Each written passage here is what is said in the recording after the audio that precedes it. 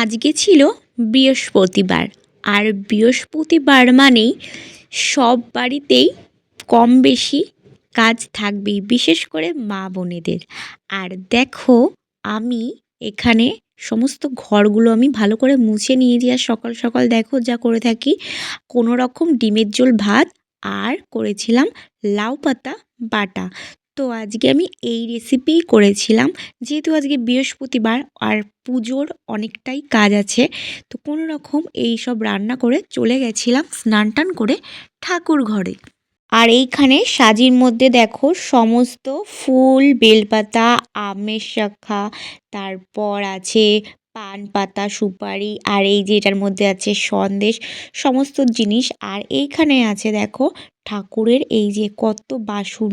তো বৃহস্পতিবারে প্রচণ্ড ঠাকুরের বাসনও পড়ে, এইগুলো সব ধুয়ে টুয়ে আর চলে আসলাম। দেখো এইখানে আছে একটা প্রদীপ, আর এটা হচ্ছে মা লক্ষ্মীর কুবের প্রদীপ। আর এখানে পাশেই আছে একটা পিতলের ডাব। তো দেখো কি সুন্দর, আমার বরমশাই এনেছিল ওই পিতলের ডাবটা।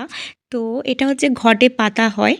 আর আমি চলে গেছিলাম ঠাকুর ঘরে। আর এখানে হচ্ছে আমি বাটছিলাম চন্দন বাটায় চন্দন। আর এই যে ঘটিতে কাঁচা দুধ দেখতে পাচ্ছ, এই কাঁচা দুধ আর গঙ্গা জল নিয়ে আমি সব ঠাকুরকে, যত ঠাকুর আছে আমি প্রতি বৃহস্পতিবারে যা করে থাকি সব ঠাকুরকেই আমি স্নান করাই। প্রথমে ভালো করে স্নান করিয়ে নিই শ্যাম্পু দিয়ে, তারপর আমি এই কাঁচা দুধটা দিয়ে স্নান করাই। তো দেখো এটা হচ্ছে আমাদের মা লক্ষ্মী, মা কুবের লক্ষ্মী। আর এখানেই আছে, পাশেই আছে শিবলিঙ্গ। তো দেখো বাবা ভোলা মহাদেবকে আমি কাঁচা দুধ দিয়ে স্নান করে নিলাম। সমস্ত ঠাকুরকেই আমি স্নান করিয়ে ভালো করে মুছে সিংহাসনে বসাই। আর এই দিকে আমার মাম্মাম সোনাকে দেখো, যখনই আমি পুজো দিতে আসি এখানে এসে একটু বসে থাকে আর দেখে আমি কি করছি। আর এখানে দেখো এই যে আমার হাতে দেখতে পাচ্ছ, এটা আতর। এটা হচ্ছে মা লক্ষ্মীর খুব পছন্দের একটা আতর।